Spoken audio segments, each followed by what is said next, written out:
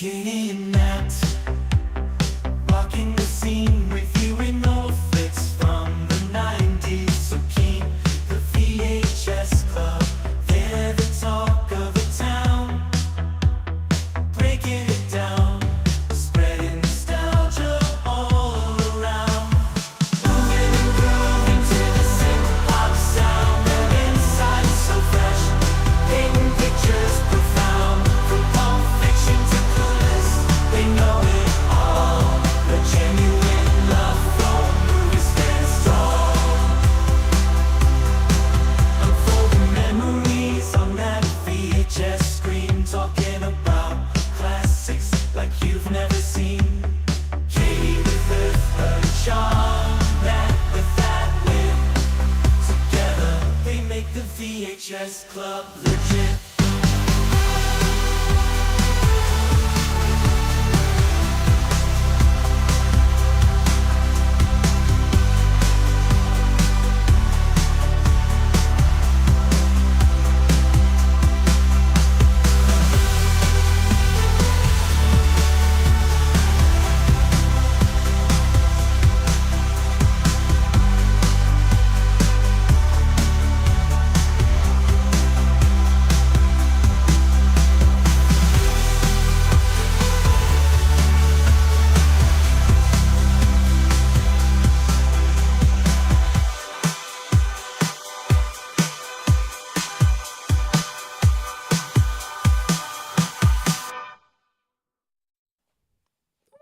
Welcome back to the VHS Club. Happy Pretend Thursday. How's it going? How you doing, Nat? We're here. We're here. It's been a week. Here. Nat's feeling better, Yes. so we talked her into doing a Yes. Friday night. We could Yes. not. We put in the effort to watch the movie, so we're powering We did. through. We're powering through. We were very excited about this movie, so damned by not feeling well yesterday, we are here today. We are here. We are here. We are On here. not Thursday. On not Thursday. We have Josh hanging out with us in the live studio audience. Josh is saying that he has not seen The Client. He's never heard of The Client, so he's definitely never seen it. Josh, this is a really good one. We Oh my might have to God, add this this is to our like- watch list. Our movie It's one party. of my favorite genres, is like the 90s thriller, like suspense, sometimes action, but not necessarily. It's like just the 90s suspense movies. Like, they're so good. Yeah. So We don't have these anymore. I feel like I can't think of a single movie that's like this nowadays. yeah, I also can't. haven't seen a lot of I know. I was gonna movies. say I don't watch a lot of new movies. So. I watch a lot of trailers and I'm like, nah. Nah, So- pass. I don't even do that. I just completely ignore all of modern everything. Sure. Your husband sends us the trailers that he knows we're gonna like, And I'm like, then we nah. watch just those movies. Even worse, actually, Dane sends the trailers of the movies that like he thinks that I will like, and then I don't watch it, and then like 2 months later, I will hear of the movie like, well, it's And been you're it's like, been oh out my for a God, while. this looks I'm amazing. like, this looks like a movie I would really like, and he's like wants to scream. So yeah, they I hold strong that like there is something different about the Yeah. concept of watching a trailer at the beginning of a VHS or a DVD versus or when you're in the movie theater versus like being theatrical sent trailer, yeah. one on YouTube. Like, I don't know, there's something that just feels like ugh about watching it on YouTube. I know that makes me a bad person, but yeah. I mean, but Dane always sends great recommendations. It's true. He does have great recommendations. So I've been does. trying to watch more of them. So Dane, if you're watching, I'm sorry. But Like, I'm very excited for Ready or Not 2, by the way. He told us about Ready or Not, the first one, and then Mhm. Ready or Not 2 is coming out. And I'm like, oh my God, have you seen that cast? I know it should be a new game to send trailers back to him before he finds them, which is next to impossible for us. But we could try. We could try. That won't work. could try as a We game. lose. Well, we need to break down what this movie is for Josh, because he has not only has he not seen it, but he has no idea what it is, Nat. So you might need to like step it up a notch, maybe like a 2-liner instead of a 1-liner. Yeah. Maybe not a sarcastic comment. Maybe not. We're reviewing The Client, so this is a Yes. 1990s movie. Go ahead, Nat. Yeah. So it's based on the John Grisham novel, The Client. And it's about two young brothers who witness a suicide in the South of America, like in America, South.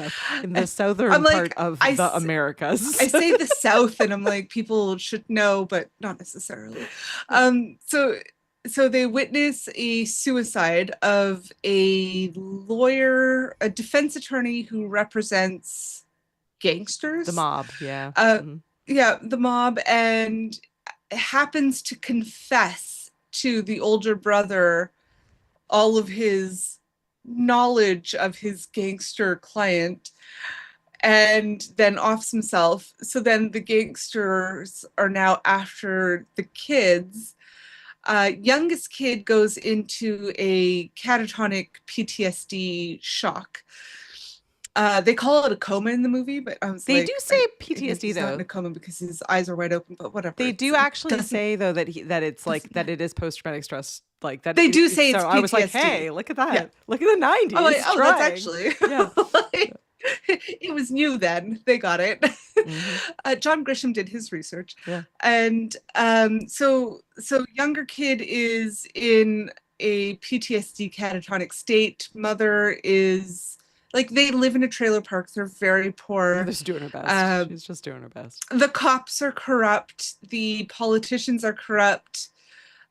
Some of the attorneys are corrupt, and everybody's trying to get this kid to either talk or to be quiet. Or to And be he dead. decides to find himself a lawyer, Hmm. who then enters Susan Sarandon. Obviously, she's She's phenomenal. phenomenal. So Reggie, it becomes his lawyer, and she helps protect his just actual rights as a normal human being, and end his rights as a child, and they help solve this huge ring of corruption between gangsters and politicians and lawyers, and the kids end up being saved and in a witness protection program. So happy ending. Happy ending all across. Happy So ending. spoilers for those who Yes. have not seen it. Happy endings all across. Josh is saying that he is not a fan of thrillers to begin with and was only 7.5 when the client came out. So all right, well, like Yeah. we'll let that go. Although I Well, will say I we mean, weren't he was that much basically older the age. He Yeah. was basically the age of of the the kid. star Yeah. witness in the movie, who was Yeah. 10. Yeah. So, yeah. I don't know how Yeah, old he was supposed to be in the movie. He he the seemed 10-ish. Yeah, Brad Renfro, who's a phenomenal actor, Oh, plays God, Mark, love plays the him. lead, the older brother, the lead character in this movie. And the actor, Brad Renfro, was only 10 years old when he started filming this. He turned 11 on set. So yeah, I mean, if nothing else, I'd Josh, say the like the character. acting in this is so good. So maybe we will sway you, maybe we won't. Respect if you're not into thrillers, but this one isn't.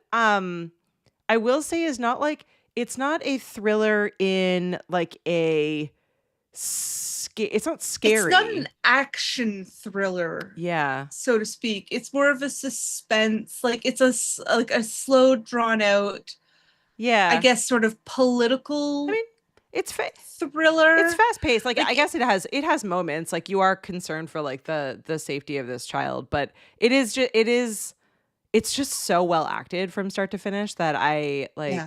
I have I to mean, wonder. especially Susan Sarandon and Brad Yeah. Renfro. I mean, Tommy Lee Jones is also in it. And I mean, like, okay, let's be honest. Everyone the is in cast this is movie. fucking stacked.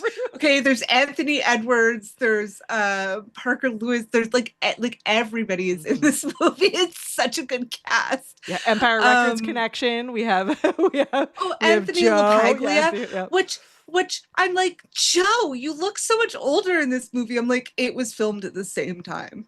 He's also the bad They guy. came out. He's like the mob boss son. So maybe Yeah, that's part of it. he's the mob boss. Yeah, the mob boss's son, who's also like the mass murderer, murderer. Yeah, who's the like murderer the of subject everything. of going to Yeah. jail. So, but yeah, he was so evil in this. I'm like, Joe is having a really bad day. Joe, you're having a bad day. Yeah, no, Poor Joe. stacked cast all the way through, and just like Yeah. phenomenal acting from literally every single character, from like the smallest possible bit roles all the way up to like the main characters in this. And again, like for a 10-year-old to play this well in a movie, like I need you all to understand that, like, not only was Brad Renfro 10 years old, but he also was playing like a thick, pretty great Southern accent, which I do not believe he had in real The life. Like, accents in the movie were great. the accents in the I don't movie know are if like they're not accurate, but they sound great. they sound great. I mean, I am not from the South, but I have a decent amount of friends who have Southern accents, and it sounds pretty close to me. So let us know in the comments if it's completely insulting and way off base. But I do think that, like, it is really phenomenal acting, and I have to say I love Tommy Lee Jones, who plays plays one of the attorneys in this, the like slightly completely He's corrupt like the district attorney. Yeah. That's gonna be like senator Yeah. soon or something. He has political aspirations. Yeah, he's got political Same aspirations, old but I story. love him. I love Susan Sarandon, and I just like I don't know it. I don't know if you felt this way, Nat. So I actually, this is unsurprising for all of you because this is just me every single episode. But I don't remember when I first saw this. I think I was younger. I feel like I was probably maybe like 12 or 13, like young tween. Probably saw teenager. it when it came out on VHS, to be fair. I probably saw it when it came out on VHS. Which again, like I don't know. I don't think I would let my kids see this, but it's also like not there's not nothing totally inappropriate. Like it's salacious. There's nothing in salacious in it. But it is a little. I mean, it would be a little bit scary for kids because it is. I about definitely kids. watched this on VHS with my parents. Yeah, like it was our Thursday night Yeah. movie rental.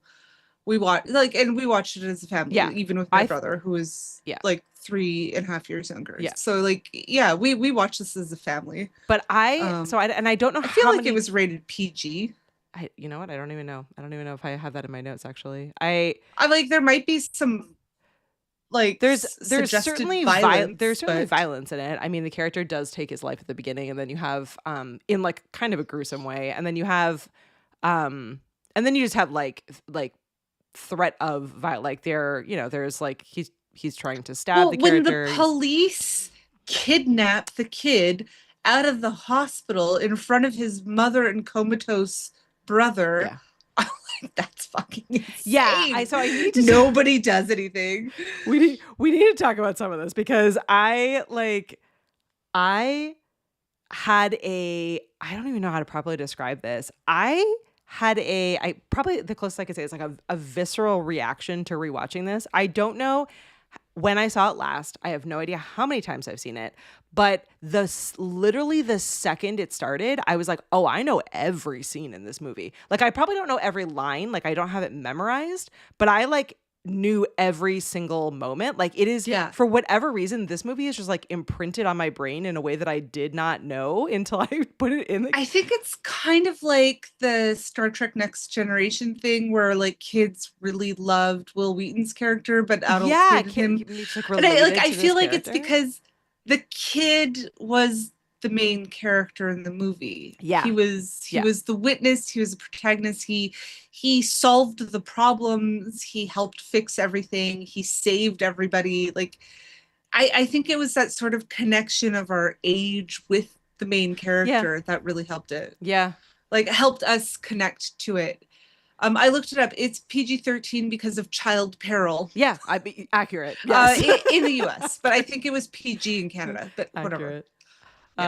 And Matt is joining us. He says that he doesn't think he saw this movie, which Matt, you need to watch this movie. Sorry for all the spoilers. It's so good. It's so good. Hopefully we'll convince you all, but I miss the suspense thrillers of the 90s. I do, because I feel like it's just a really well written story. And actually I will say I have not read the book, so I can't fully say that I think it's a good translation of the book. I probably did. But from what I remember, I went through a John Grisham phase where I read like all of his books. Yeah. I mean, he's probably around Brad Renfro's age. Yeah, probably.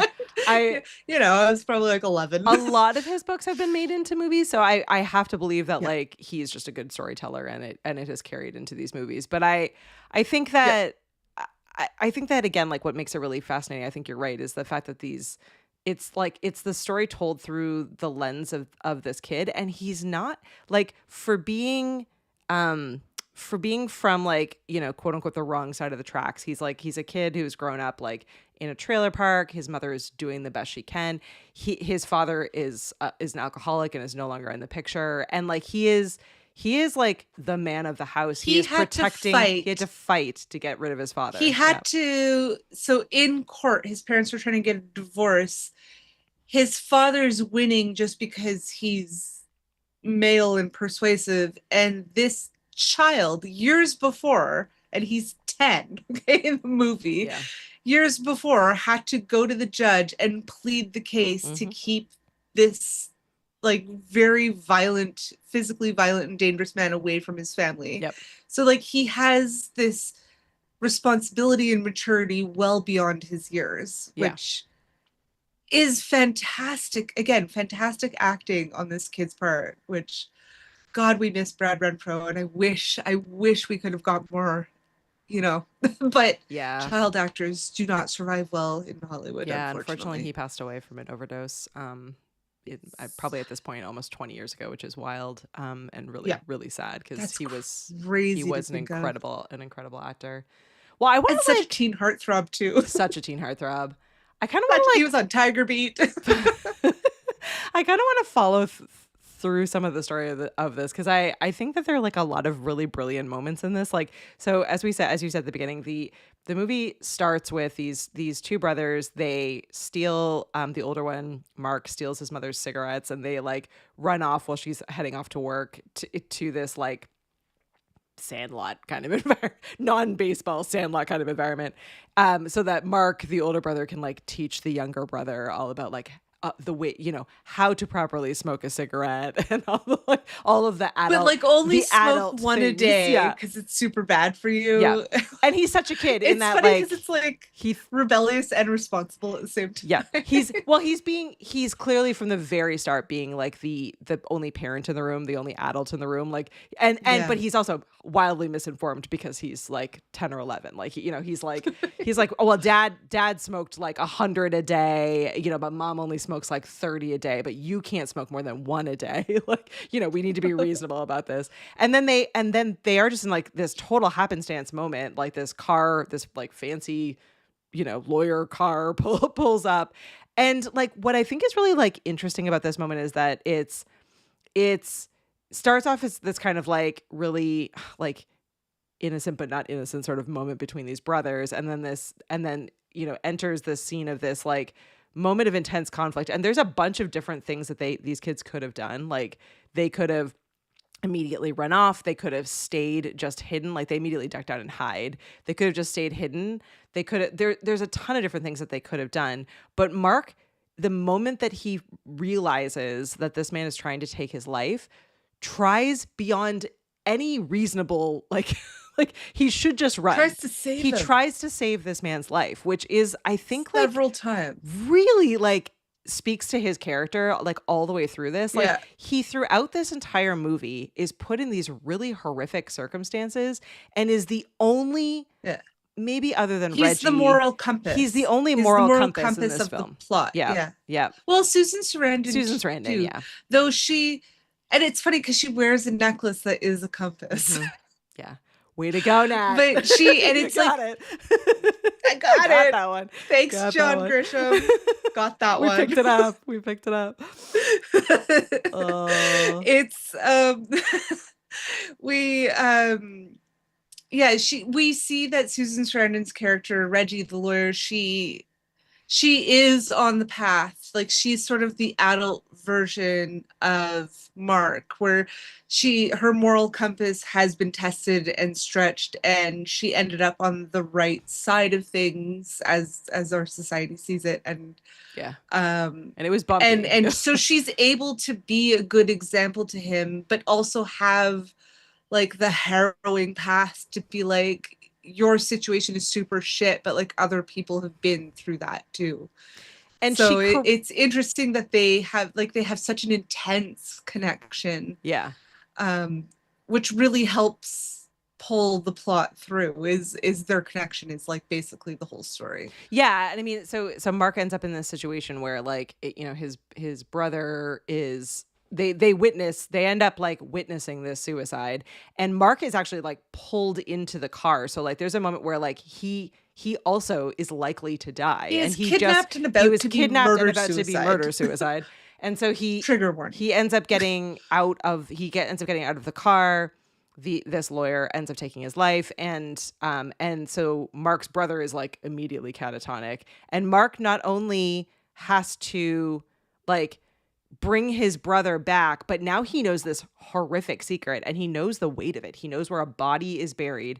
This lawyer was literally committing suicide because he was sure that he would be killed by the mob. So like, Yeah, the he weight gave the of kid that. a deathbed confession. Exactly. Like a very like not only just a confession, but like a In confession that detail, will like, sign his death warrant, like a this bad one. mob boss who basically runs this whole state, who is in charge of these politicians, who sways this and controls that, and this is like the one piece of information that can take everybody down in a multiple states. Yeah, he was supposed to be a South. witness. He was supposed to be state's witness for Yeah. Tommy Lee Jones's character, who is the district attorney. Yeah.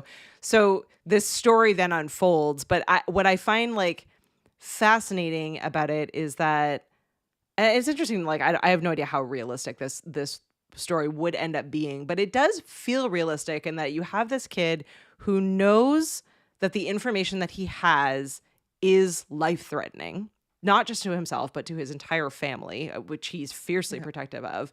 But he doesn't actually obviously know like what to do. Like he is stuck in this situation where like his brother ends up in the hospital. He knows enough. He knows enough not to talk. Yeah. He knows He enough not to doesn't talk. give the police accurate information. The police keep trying to trick him into slipping up, and they're like, "Oh, well, you said this, but that would mean that you saw him alive." And he's just like, Mark's like, "No, I know nothing." You know, like the whole like. I motioned for the audience that's listening. If you're listening, you cover need the to eyes, be here. the ears and the mouth. Jesus, Natalie. It's Friday. But you know, he's clever enough to know that not to say anything, even though he slips up here and there, but he's also 10. So he's being pretty clever. And while he's sitting in the lobby, like in the waiting room at the hospital, he overhears this ambulance chaser lawyer being like, "Oh, like you're like you person in a cast, like I get you, 6 figures for whatever accident you're in." And he's like, "Wait, I need a lawyer." Yeah. And he's very clever. And in my mind, the sequel to this is that Mark becomes a lawyer inspired by Reggie, and then they reconnect when they're older. I like it. There's a whole other sequel, another suspense thriller happens. Yeah, let's bring it back. Except he's the lawyer. There's another kid. Susan Sarandon is his mentor, blah, blah, blah. Yeah. Anyways, that's the next movie. Yeah, it is like, it is great because he ends up finding this lawyer, and Susan Sarandon is like the perfect lawyer for him because and they immediately have a connection. Yeah, which is great. Yeah. Like he's clearly suspicious of her, but she respects him. And I think probably like this is probably what resonated so much with kids who watch this too young, and me as a kid that watched it too young. But is that like, I feel like kids are often ignored or treated as though they are not as smart as adults or like not as knowledgeable as adults. And what I think is really like, again, kind of special about this movie is that here is this kid that like is very smart. He doesn't know all of the information because he hasn't had that life experience yet. And why would he? But he is smart enough to know to figure out what he needs to do.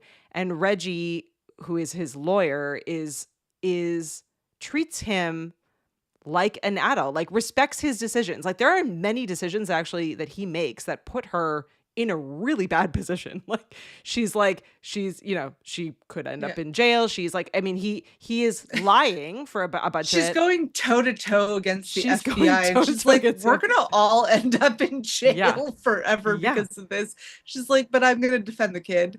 Like she gives him the benefit of the She doubt. does. She And she believes guides him to the right. She believes him, Yeah. and she also I guides think him that's to the the biggest best thing decision. for me. Yeah. The biggest thing for me is she believes him. Yeah.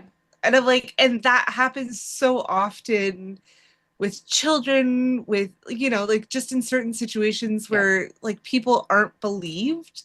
And then, but that she believes him and she's like, we'll figure this out. And she works, like she does know he's a kid and she treats him like a kid. And she has her whole backstory, how her evil ex-husband basically coerced the judge to take custody away from her. Yeah. She's lost her kids. So she's unjustly too, like as it's told. And so she sees this kid and it's kind of like she almost latches onto him because she's like, this isn't my kid, but this is a kid that I can help and I can save.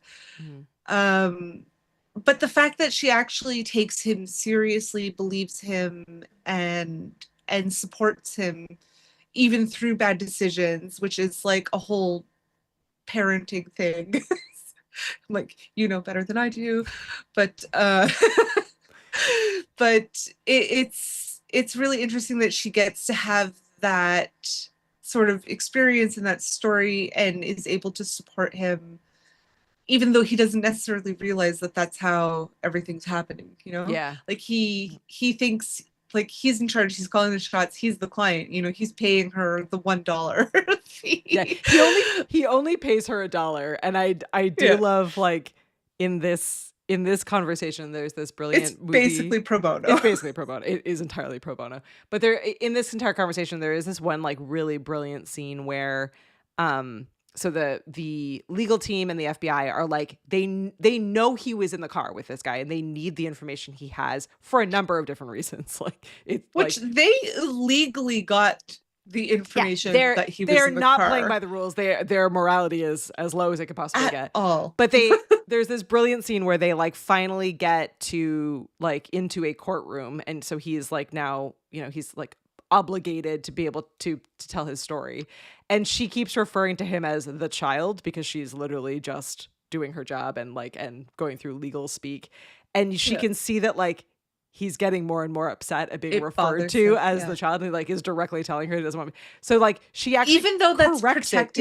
protecting him, and there's a reason why she's saying it, she corrects the language, which I think is again like just a really kind of brilliant moment in their friendship and in their relationship of this like trust and give and take, and like, and she's basically trying to get him to do the right thing, but also trying to protect him and keep him safe. Yeah. And he is like, he's trying to protect his family, but there's a level of like, no, I've been doing all of these things to protect everyone. I don't deserve to be just referred to as the child. And I think their relationship is probably the most interesting in this movie. And it's that sort of intergenerational, like where when you're a kid going into like teen adulthood, you want to be taken more seriously, but at the same time, like the more she refers to him as the child, the more protections he has within the court, right? So yeah, there's a reason for it.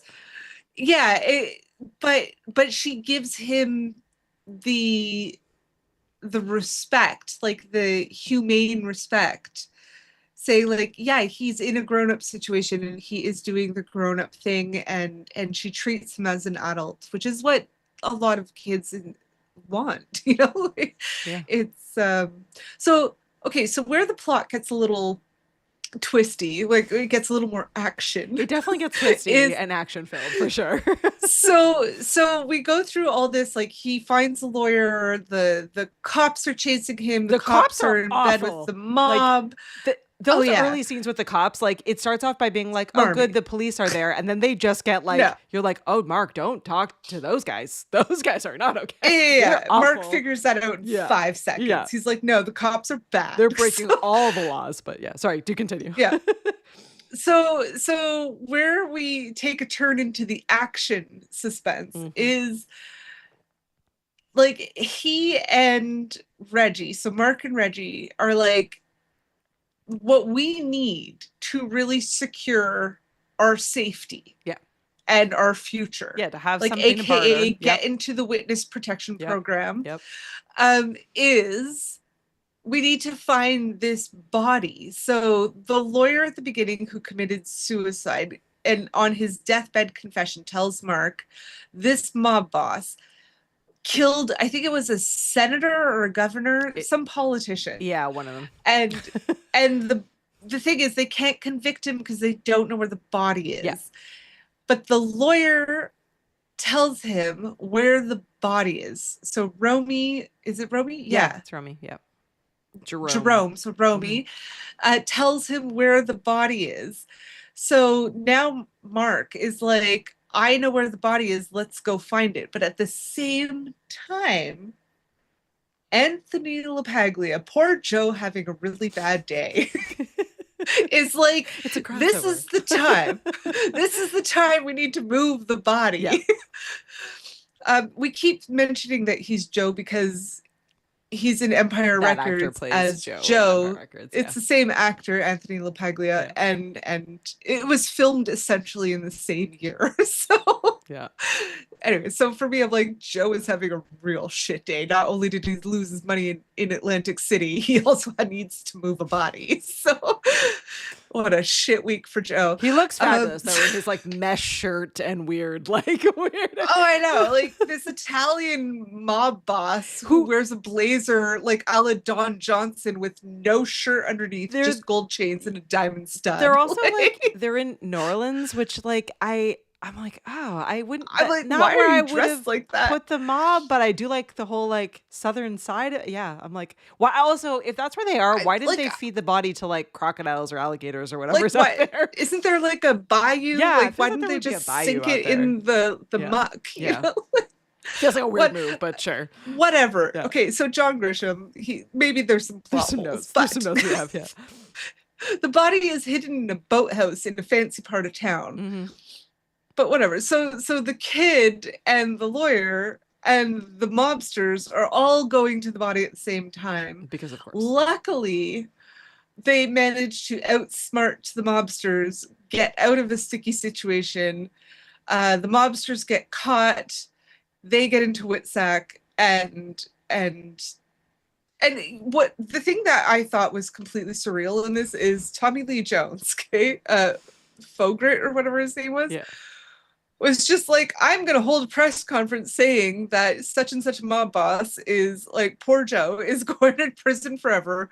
Like we got the body, we got the evidence, blah, blah, blah. He doesn't know this yet. He just took their word for it. Yeah. Had the press conference, said, I've solved it all. He did know that it was only 12 minutes away, and he sent the police officers off to get it. So yeah, but he had the press conference before there was any confirmation of evidence. But also, whatever. like, I mean, like, also that before was a any little confirmation crazy. of evidence, and also before arresting the mob bosses, like right? technically, like don't like, they now this know? This guy's and going to prison forever. I'm like, you didn't arrest him. He is not. He is going on his private jet to somewhere else, a different other country forever. Yeah, non-extradited country. You're welcome. I like. Again, I just like Tommy Lee Jones, so total bias moment. But I do love his character is really interesting because he's both smarmy and terrible and not to be trusted and like clearly playing outside the rules. But he has this like. He's so, maybe it's just the Southern of it all, but he's so likable. And like he has he's very commanding and charismatic. And he has this like moment where like it's very clear to him, like he's playing the game. And in the moments where either Mark or Reggie play the game back to him, he sees that as both a challenge that he has to try harder, but he also has a level of respect. Yeah, they're worthy of playing against him, and it feels very like chess match, and it. Yeah. I think he again like the acting in this is so good that like even with just like subtle like facial cues and gestures and things that he does, you can just see it all like coming together. And he's got this. He always has this kind of team of cronies around him who are like doing all Yeah. of the things and kind of, making him look good. But I think he centers every scene Yeah, that he's in, he which does. is kind of spectacular. It is spectacular. One thing that I love is that his nickname as a lawyer, as a district attorney, is the Reverend, because he famously quotes scripture, like quotes the Bible in his cross or in his defense or whatever. Except that he quotes it wrong basically all of the time. You're like out there with the Bible. You're like, wait a second. This is not accurate. This is not correct, but okay. There are different versions. So technically maybe he's quoting a different, there's like the King James version. There's like newer, updated versions. No. Yeah. No. Anyways, it's just one of those things. It's like, I guess it wasn't important for accuracy because he's just like spouting some whatever. You're the only one that looked it up. Everyone else is just like, wow, that sounds like the Bible. They're like, he quotes the Bible. I'm like, he quotes it wrong. Yeah. I would say I went to Catholic school. Well, in the South is probably Baptists, but fair. But still, true. Monotheistic Bible. I would say my absolute favorite scene in this entire movie includes him, and is this scene where Mark has fairly recently hired Reggie, and he's still in this space of like, if I tell these guys where the body is or that I know this information, I'm dead and my whole family is dead. Yeah. So which he was right. 100%. He is like, his life is threatened a number of times in this movie, but he goes into this meeting with the FBI and with the Reverend and all of the lawyers. And he walks in and he's already hired Reggie at this point. And so he clearly has a tape recorder in his possession, recording the entire conversation, and he like tricks them. He goes in and he's like, shouldn't my mom be here? And they're like, no, you're fine. No. And then he's like, well, don't I need a lawyer? And they're like, absolutely not. And like, you can like the smiley like smarminess of this entire group where they're like, you can trust us, we're fantastic, and there's so many of them. It's like one small child and like a room full of grown-ass men who should know better. 10-year-old and like so many 12 adults lawyer, like high paid, well, like, I don't know what, like should know better men. And then of course, then Reggie walks in. They just think they could bully this kid over. They think that they can bully him. Just can bull him over. They think they think that they have him, that they are like already scheduling the press release and like the, getting the press all together ready for this big announcement. Again, before they find the body or arrest anyone. But that aside. And then Reggie walks in and like puts them. They don't even all know that place. he knows where the body is yet. They don't. All they know is that he was in the car. That's all they know, was that he was in the car. They don't even actually, I guess that because they have Jerome's sweat. They somehow found Jerome's sweat on him or on his Sprite can or whatever. So they know that I guess Jerome was alive in the car with him, but they don't actually know if Jerome said anything to this kid. No, they just assume that he does. They assume that he was in the car for a long period of time based on the number of finger marks that he left. Well, there was finger marks and there was sweat. Panic. There was some kind of sweat, something around. Not a DNA person. But if you're in a panic, trapped in a car who's trying to, with a guy who's trying to murder you, you're going to be like hitting everything to try and get out. Like that could take 5 seconds. And they're like, well, you must have been in there for like an hour. Yeah. So you have information. It's like, what? But that scene is still like my all-time favorite in this movie because it's so clever and like you can see it, like you can see the setup, you can see it unfold, you know what's happening, but it's still so fun to watch and like you just feel like for Reggie and like but Tommy Lee Jones's character storms so in good afterwards. Yeah, she storms in. Yeah. And she's like, so y'all are full of shit. She's just like, and she's like, oh, you think I didn't have this recorded? That you guys tried to coerce a minor? Like, oh, it was pretty wonderful. And you see Tommy Lee Jones, like, that's when he's like, challenge accepted. I know, yeah, that's see when he's smirk. He's like, all right, you got me. He's like, I have an adversary now. He's like an adversary, but also an ally. He's just like, I like this. Mm-hmm. It's pretty funny. Did you have another favorite scene, or was that yours as well? You know what? I like when the cops like kidnapped him, and one of the guys, like one of the detectives, drops his wallet, and then he steals the credit card. He lifts the credit card from the guy's wallet Mm-hmm. and orders like, I don't know, like hundreds of dollars worth of pizza, which it at that time was a lot of money. Mm-hmm. Like, From and prison. so basically today's age, like so Yeah. from From prison, prison, a he 10-year-old order. Yeah.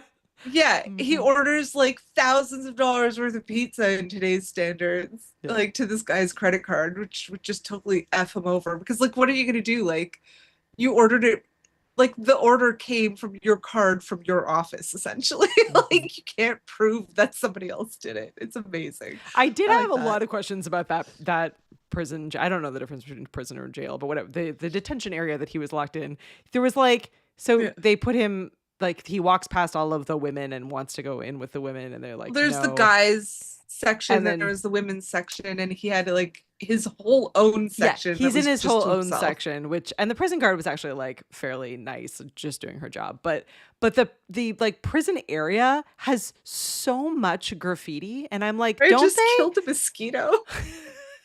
Why is there a mosquito? It's just April. It No! fluttered on the screen and I just smashed him on my arm and it's all over the You know, over the place. years, I'm we've sorry. had bats, flies, mosquitoes. We're just collecting flying things. Yeah. Are you all right? Do you need a minute? Yeah, well, the mosquito's not. He's deceased, Deceased. 6 feet under at this point. Perfect. But She, if it was one that stung, it's one of the women there. it didn't. Oh, yeah. Yeah. Technically, it was female, but But what I was trying to figure out in this jail cell is that, like, don't they take like, why all was there their so much free space? well, why is it so, so big? I'm like, I understand, because it probably would have been filled with a ton of people, and they're just trying to find like a safe place for this individual child. But like, there was so much graffiti all over the wall. Like the walls were literally like painted in graffiti, and I'm like, where did they get the paint slash markers Like, slash? aren't you supposed to have all that stuff Don't you taken away get from all you? of that taken away from you, and you put in like prison clothes, and then you get like what? Like, And, like, what was with the number 13? Because that showed Yeah. up in the graffiti yeah, a lot. so much weird graffiti, including a Bible verse, but like so much weird graffiti, like just the weirdest graffiti. Was the Bible verse Oh, correct? I didn't double check. or I'm not incorrect? detail oriented. I didn't double check. I didn't double check that. Oh my gosh. Well, That's funny. I do actually have some facts. So I think we talked about some of this, but I find this one funny. So it was based on the novel by John Grisham at the height of his dominance, so early 90s. It came out the same year as The Firm, which is another John Grisham book made into movie. Starring Harrison Ford. Starring love. Harrison Ford. Great. I think The Fugitive is also John Grisham, if I think correctly. So And Harrison Ford. yeah, so good. But my ChatGPT friend who helped me write my notes said Grisham was basically the MCU of dads. And I was like, this is so accurate. These are like It's almost rude. It's so accurate. this was the MCU era of just all of these like these films. Was Pelican Brief part of that? Like there were like so many of Yeah, these that it was. all these like legal thrillers, because John Grisham was Suspense thriller. he a lawyer? Because I know that like Yes. okay, yeah. He was a lawyer, and as a hobby, he started writing books. Yeah. And then I think it was like less than a year, became a best-selling novelist. Because that was like Michael It was Crichton something was a doctor wild. that started writing like Yeah, that's right. So yeah. Well, so if you're a Also, lawyer out he was there, part-time. He was a doctor and a lawyer, and also helped create ER / We're Now with the Pit. Thanks to Noah Wiley. Yeah. I'm obsessed. Yep. Forever obsessed with ER and Noah Wiley and Anthony Edwards. well, here's a fun fact specifically for Josh, who I don't think likes this one as much as others, but this movie was directed by Joel Schumacher. Yes. Ability to speak words, losing it completely, but who Not a lot of explosions in this one. not a for lot of Joel explosions. Schumacher. Yeah. But he did do Batman and Robin, so there is a Batman tie-in. There's a Batman tie-in. We have not yet reviewed Batman and Robin, but maybe we can go into it. And then we already talked about this, but I had my discussion prompt of why there were so many legal thrillers in the 90s. And apparently it's just because John Grisham was just writing an insane amount of books. So I think we should bring I think Michael should bring these Crichton back. was like Crichton too. also, Yeah. but like I know he was Well, a Crichton did doctor, Jurassic but I Park, think he right? also was a lawyer. I'll have to look at well, let's Yes, look it up. and Let's He live was a fact check. scientist. Paul's not around to help us, so we have to live check ourselves.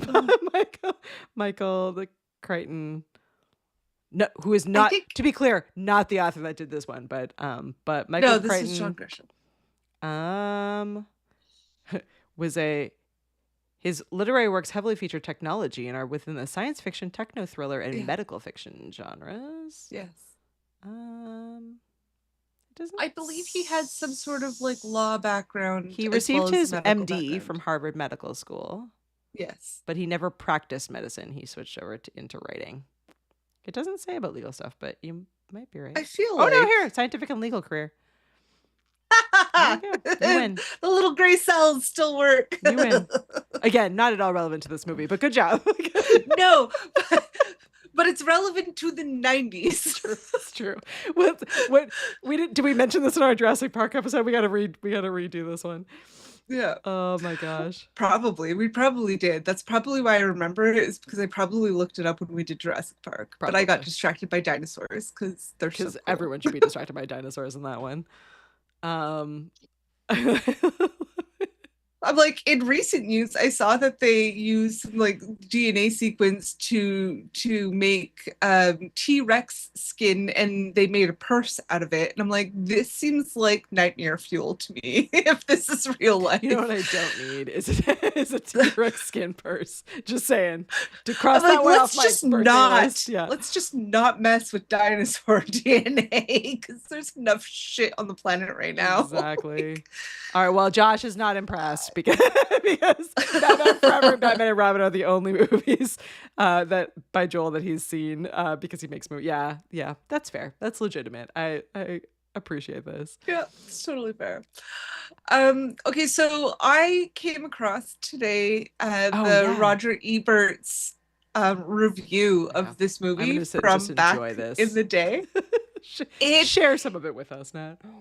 It is unhinged violence against John Grisham.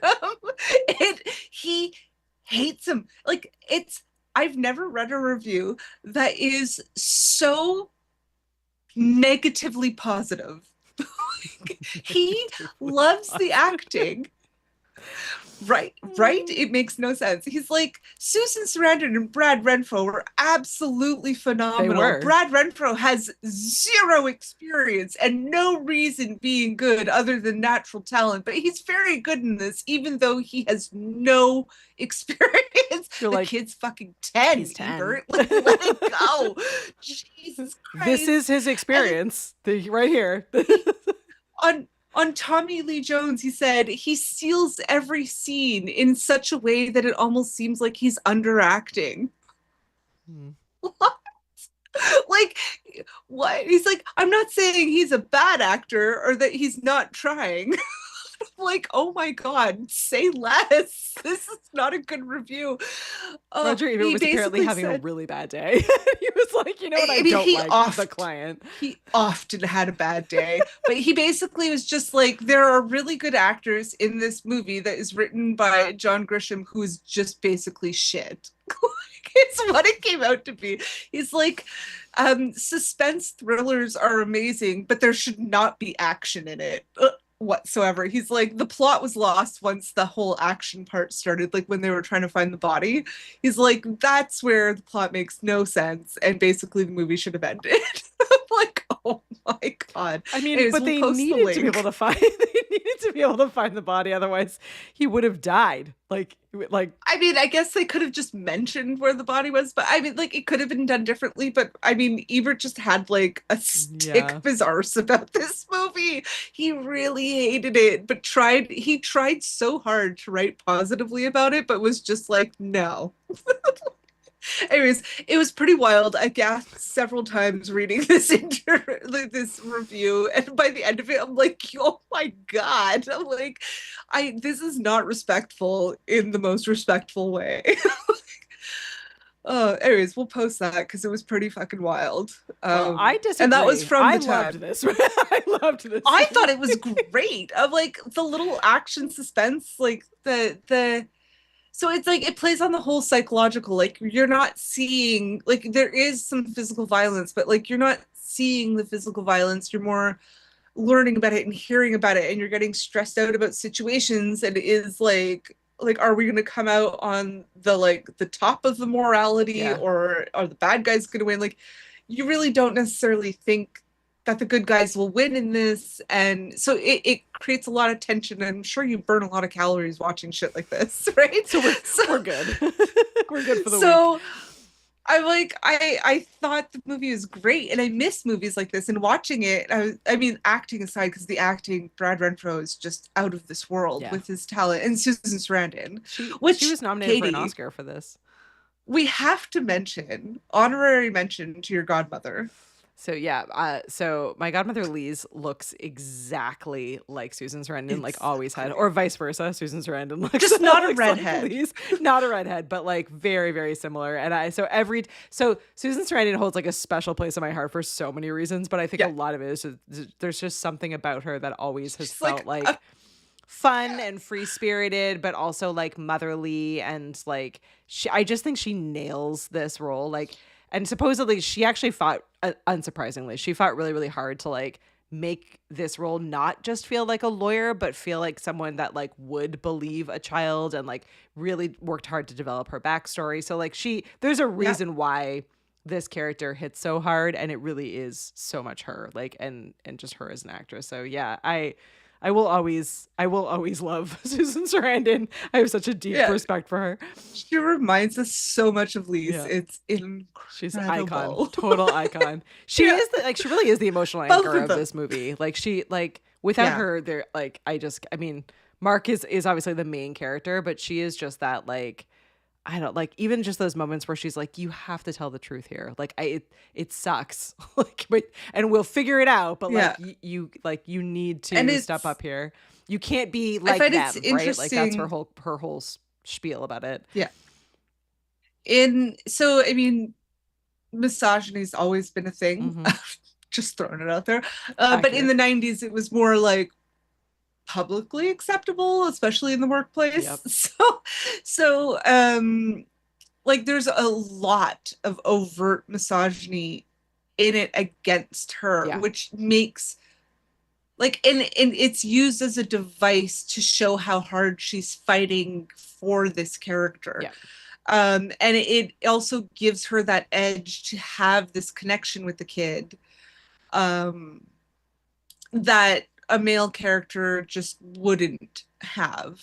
It's such a double-edged sword too in this it role. Really is, because she's like, so it's misogynistic kind of all around. It's like, well, only a woman could connect with a child because men can't. And I'm like, well, that's kind of stupid as fuck. But not even just that. Like, so she deals with all of that, and then obviously like all the, like, no one taking her seriously, and like all of the sexist comments from all the lawyers. But then she also has to deal on the other side with Mark's mother, who feels like threatened by this woman coming in and like helping her son, like, and is worried about. So she's like, she actually, which I think women do lot, suffer, right? a lot of internal misogyny, and it's like behaviors that we pick up from the patriarchy because our society teaches blah blah blah. You could look it up. So we don't need to explain it's it. definitely she's an interesting it makes character. the character very really well. Complex. Like, so I find they really push the misogyny at the beginning of the movie to create the three-dimensional character that is Reggie. Like, to make her more like a more valued character, to make her three-dimensional, to make her like almost one of the most important characters in this plot. That's why they use the misogyny to really try and tear her down at the beginning, and it just doesn't work. Which is fantastic, because like I don't know who else could have really done this part. I mean, Julia Roberts and Erin Brockovich comes to mind. But which again, like, you know, 90s lawyer-ish, Pelican Brief, whatever, you know, like all comes to mind. Which was almost our pick for this week. It was like the Client or the Pelican Brief. And then the other one that I was totally forgetting about, so I'm just going back to find the name of it. The Enemy, Sleeping with the Enemy. No. Which, why do I always confuse Sleeping with the Enemy and Pelican Brief? Because they're nothing alike other than Julia Roberts. No, A Time to Kill. Sandra Bullock is another one. And A Time to Kill was also in this era.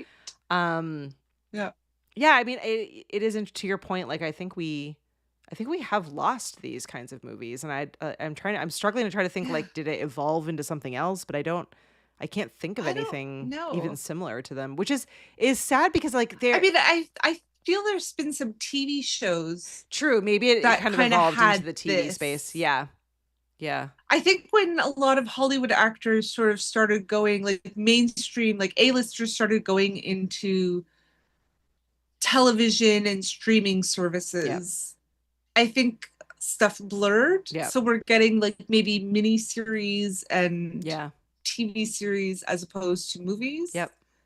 But like we really did lose this kind of genre.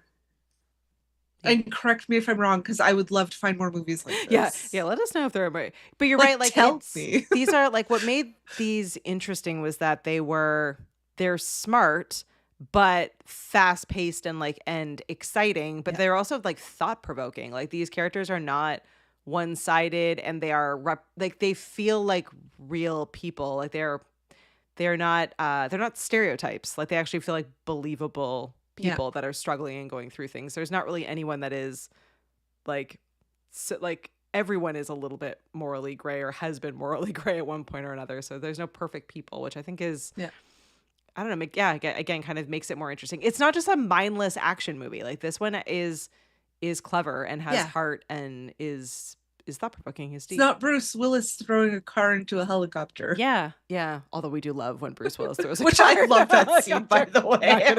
Not gonna say. I don't know which that was like Die Hard, Live Free or Die or whatever it was, but I'm Perfect. like that was pretty spectacular. Yeah, absolutely perfect. So, yeah. I mentioned that for its stupidity, but also love. Well, we are at that time, and I don't think anyone who is watching has seen this, but if we've swayed you at all, you can drop that rating in, or if you have seen this and you're watching this episode later, feel free to drop your rating in, or you can always swing over to the VHSClubPod.com and you can leave us your rating there. You can leave a voicemail or a comment. We'd love to hear what you think of this movie. Let us know what you think about The Client. What about you, Nat? I really enjoyed it. I thought it was well written. I think Roger Ebert was full of shit when he said the action Let's rate took away Roger from Ebert. it. Let's review in this episode. Roger instead. Ebert, 1 tater. Actually, you know what? Almost 10 taters because it was so fucking unhinged in how polite he was trying Brilliant to review, but terrible thought. Like, disagree. He was like, he was trying to be so upstanding and polite, but was just being a nasty little bitch. It was actually phenomenal. It's a great read, guys. I will go back and add the link. I don't know that I've enjoyed like reading a movie review that much ever. Perfect. I can't wait to read it all. God, he's such a crazy can't person. It was great. Well, I was at. I'm gonna give this. Like, I think it's a 4. All right, it's hey, a 4 look at tater us. for Look me. at us. I was at 4. I was at 4. Yeah, totally in sync. Yeah, totally in sync. I just think I couldn't find anything wrong with it. I completely understand if you don't like the genre, then maybe you wouldn't like this one. But I like it's well written, it's well acted. It actually makes me want to read the book. Like I'm like it's not overly violent. Nope. It's not there's kept nothing me on the edge of my seat. It was it's more of a psychological thriller in that it's getting your brain working overtime instead of just your heart rate. Like it's not like watching Jaws and you're like, my heart's coming out of my chest. You're like, my brain is going to melt down because this is so crazy. yeah, exactly. Well, though they did need a bigger boat in this. They did need a bigger boat. Oh my gosh. Josh is saying, is that in sync or in sync? Both. we are both in sync. No, in sync. it's in sync. I don't like Nat, okay, fine. Nat crosses that one off, Josh. Look, let's just say I was right about Justin Timberlake this whole fucking time, and it's only finally Don't in get like Nat the past started 2 on years Justin Timberlake. that people are like, "Oh, you were right this whole time that he was a total douche." I'm like, "Yeah, I was." Not said it first. Anyways, not said it first. that's my piece. Well, this has been Imagine fun. being a kid in the 90s and saying Justin Timberlake seems like a piece of shit, and everybody's like, absolutely not. And I'm like, 30 years later, I'm so right. Vindication. It was amazing. Well, I'm glad we did this one. I thoroughly enjoyed Yep. rewatching it. Absolutely. And now I'm down a rabbit hole. Now I I'm absolutely like, need to are we gonna watch The Fugitive? I need to Air watch The Force Fugitive. One? I need to watch A Time to Kill. I definitely still need to watch Pelican Yeah. Brief. Sleeping with the Enemy you keep mentioning, so we need to watch that one. Yeah. But we gotta shake it up a little bit though, because Josh doesn't like all these ones. So we gotta add in some fun ones.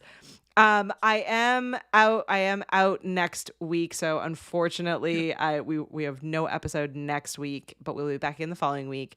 And I promise I will get our movie night back on track as well. So we're gonna watch some fun, like, nostalgic. We're gonna do Teddy Ruxpin. We might add in a couple other specials there because that one's a little bit shorter. So but we will supplement the darkness lawyerish of the world with the talking teddy bears of the world. And Hey, the good guys won in this one. The good guys So did it's win like in this we one. kind of really need that We nowadays. did, yeah, it's true. The I kids like, and the good you guys see all won. these like smarmy lawyers, and you're like, they're just gonna get off because that's the way the world works now. And it's like, Yeah. but they won. But they It's like, won. yay. Exactly. Like, take me back. Why did Coachella decide it was 1996 this year? Love it. Love but like, it. also what? Everything is 1996 this year, and I It could not be really more here for it is. than I am. I'm I'm so here for it. I'm so here for it. Well, Jesus. thank you to those who hung out. I see Doc was even hanging out with us for a bit on his flight. Doc and I are headed to England this week, so I'm super excited for that. Thank you to Josh and Matt for being here, and anyone else who is hiding in the wings, and anyone who's watching this later because they didn't know we had this pop-up episode, which reminds me that it's a good time, if you haven't already, to swing over to the vhsclubpod.com/email. Drop in your email there so that when things happen, you know where we are and when we are and everything in between. And we still always have kind of fun additional stuff too. So we have movie nights that we're trying to get, we're trying to take it up a notch, add in some extra fun stuff. We do giveaways. We have new fun merch. We have I have my old merch cup tonight this way. That's the way. This way. Yes. Look how cute He's so she cute. is.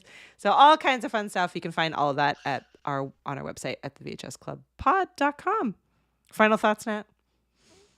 For the eCam team that's going to be in the UK, when you go to a pub, order a Scotch egg and send me a picture, please, 100%.